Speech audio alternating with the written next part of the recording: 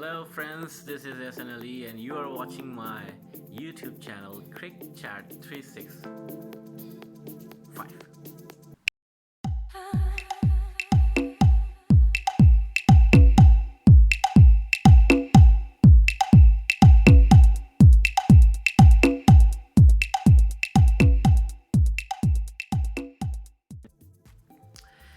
दोस्तों, कल पाकिस्तान की टीम पहला टेस्ट जीतने में कामयाब हुई और मैंने आपसे कल ये कहा था कि इंशाल्लाह बदस्याब ज़िंदगी हम आज अपने इस टेस्ट का एनालिसिस करेंगे। मेरी नज़र में 3 पॉइंट्स ऐसे हैं जिसकी वजह से इस टेस्ट का रुख पाकिस्तान की जीत की तरफ गामज़न हो गया। पहला जो मैं कहूँगा, जब पाकिस्तान ने अपनी पहली 4 कीमती विकेटें 26 के स्कोर पर खो दी थी और उस वक्त फवाद आलम और अज़हर की जो पार्टनरशिप थी 94 रन्स की, वो पहला टर्निंग पॉइंट था। लेकिन मैं उसका स्कोरिंग उसका जो वेटेज है वो उसका मैं कम रखता हूँ। जो क्रूशल टर्निंग पॉइंट था उसका मैं बाद में जिक्र करता हूँ। पहला जो टर्निंग पॉइंट था, इसके अंदर बेस बनाई गई इस मैच को जीतने की। दोनों ने, अगर यहाँ पर कोई भी एक विकेट लूज़ हो जाती तो पाकिस्तान, या उसी दिन हो जाती, तो पाकिस्तान पे मज़ीद प्रेशर पड़ना था और जो जिस तरीके से पाकिस्तान की पहली इनिंग की बुनियाद रखी जानी थी वो नहीं रख पाती। फिर दूसरा जो टर्निंग पॉइंट इस मैच के अंदर, मैं अब मेरे एनालिसिस के मुताबिक यासिर शाह का जो दिन के आखिरी पहर में वो जो उसने 2 विकेटें गिराई हैं। एक तो पहली विकेट उसने ले ली थी, लेकिन फिर एल्गर और मकरम ने एक ह्यूज स्कोर खड़ा कर दिया था और 175 फॉर 1 थे। तो मुझे तो लग रहा था कि आराम से ये लीड भी क्रॉस करेंगे, और लेकिन उसके बाद जो कोलैप्स हुआ है उसमें यासिर शाह ने बहुत टर्निंग पॉइंट इख्तियार किया है। और इसके अलावा जो यासिर शाह जो तीसरा टर्निंग पॉइंट था, जो कि एक बड़ा इम्पॉर्टेंट है, जो कि आप सब लोग मिस कर रहे हो शायद उसको, जो जो तो पार्टनरशिप लगाई है 10वीं विकेट की नौमान और यासिर ने, वो जो स्कोर था वो मैच के अंदर पाकिस्तान को उसने बरकरार रखा वापस, क्योंकि लीड तो उन्होंने उतार दी थी। अब वो जो 50-55 रन की पार्टनरशिप 10वीं विकेट पे लगी है यासिर की, और उसने देखा यासिर का इस टेस्ट में, कई टेस्ट से हम वेट कर रहे थे कि यासिर अपने उसी अंदाज में वापस आए जो कि उसका कलर है।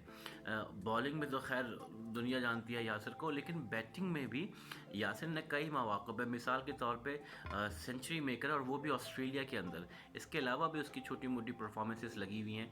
लेकिन जो एक तो गुस्सा होगा यकीनी तौर पे, क्योंकि नौमान अली को उससे पहले भेज दिया गया, फिर हसन अली को भेज दिया गया, तो एक अंदरूनी तौर पे गुस्सा भी होता है। फिर जो 30-35 रन यासिर शाह ने आखिर 10वें विकेट पे आके बनाए हैं नौमान के साथ, तो वो जो 50-55, अगर देखें 100 पाकिस्तान ने जो लीड ली, अब वो उस लीड के अंदर जो वेटेज था वो बढ़ गया। यहाँ से जब साउथ अफ्रीकन ने री-अटैक किया तो 175 तक तो वो ले गए थे। अब उसके बाद कोलैप्स हुए। अगर ये लीड, मैंने कल अपने खुशी के इज़हार में भी ये कहा था कि ये 150 या पौने 200 होती तो ये तो पाकिस्तान के मत्थे पड़ जानी थी, पाकिस्तान के गले पड़ जानी थी, क्योंकि कई दफ़ा ऐसा हुआ है कि 4th इनिंग्स के अंदर टीम्स कोलैप्स होती हैं। और आपने देखा कि तीसरी इनिंग के अंदर साउथ अफ्रीकन टीम भरपूर तरीके से कोलैप्स हो गई, और आखिरी जो 9 खिलाड़ी थे शायद लगभग 65-64 रन करके वो आउट हो गए। तो पाकिस्तान के पास जो 3 टर्निंग पॉइंट थे, एंड देन नौमान अली को हम मुबारकबाद देते हैं। 34 साल की उम्र में उन्होंने डेब्यू किया, और मेरा ख़्याल से शायद एक पाकिस्तान के सबसे ज़्यादा उम्र रसीदा खिलाड़ी हो चुके हैं जिन्होंने डेब्यू पर 5 विकेट, और दोनों स्पिनर्स ने 14 विकेटें टोटल पाकिस्तान की जीत में ली हैं।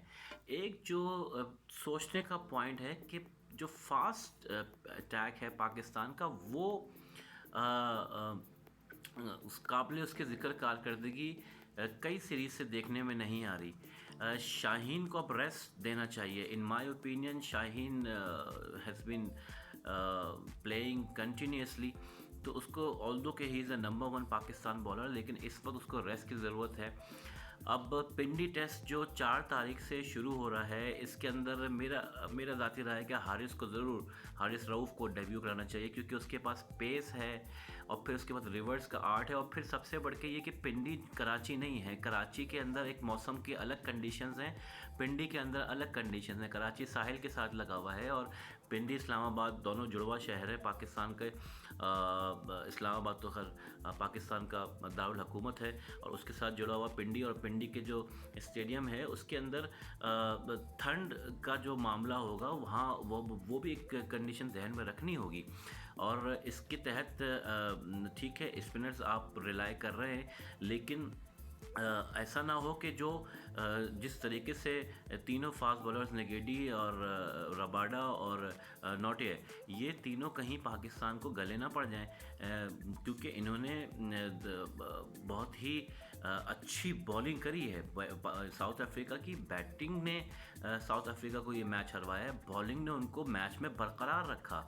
तो पिंडी के अंदर जो 4 तारीख से अब जो दूसरा टेस्ट शुरू हो रहा है, तो मेरा अपना ज़ाती नज़रिया ये है कि हारिस को खिलाया जाए यहाँ पर, और शाहीन को रेस्ट कराया जाए। इंशाल्लाह फिर आपसे दूसरे टेस्ट के बारे में भी रिव्यूज़ और एनालिसिस के तस्करा चलता रहेगा। यहाँ मैं ये बताता चलूँ कि इंडिया होम सीरीज़ के अंदर मेज़बानी कर रहा है इंग्लैंड की 5 तारीख से 5 फ़रवरी से। इंग्लैंड टूर कर रहा है, 3 टेस्ट मैच उसने भी खेलने हैं, फिर 5 2020 और 3 वनडे। 3 वेन्यूज़ इंडिया ने डिसाइड किए हुए हैं, और क्योंकि बाय सिक्योर बबल का मामला है, and then later on we also have the कोविड-19, तो उसकी वजह से 3 खाली स्पॉट्स हैं, जिसमें चेन्नई के अंदर पहला दूसरा टेस्ट है, और फिर तीसरा टेस्ट अहमदाबाद के अंदर खेला जा रहा है, और फिर बाकी 5 2020 अहमदाबाद में ही, और फिर आखिरी 3 वनडे जो खेले जाएंगे वो पुणे में खेले जा रहे हैं। तो इस सीरीज़ को भी इंशाल्लाह हम बहुत ही क्लोजली वॉच करेंगे और उस पर अपने रिव्यूज़ और एनालिसिस देंगे इंशाल्लाह। वैसे ही इंडिया की टीम इस वक्त बहुत एक्साइटिंग हुई हुई है, इंग्लैंड की टीम भी कम एक्साइटिंग नहीं है। इंग्लैंड भी इस वक्त टॉप 4 टीम्स के अंदर है, तो बहुत ही एक्साइटिंग सीरीज़ वो भी देखने को आ रही है। फिर पाकिस्तान और साउथ अफ्रीका को 4 तारीख से दोबारा पिंडी में मिलने थे, तो लॉट्स ऑफ क्रिकेट इंशाल्लाह इज़ कमिंग, और आपसे इंशाल्लाह फिर मुलाकात भी होती रहेगी, फिर बात भी होती रहेगी। आपके कमेंट्स का मुझे इंतज़ार रहेगा। Do like, do subscribe, and do share my Crick Chat 365 videos. Inshallah, if we are live, we are going to meet very soon. Till then, thank you very much. Have a nice time. Have a good day. Take care of yourself.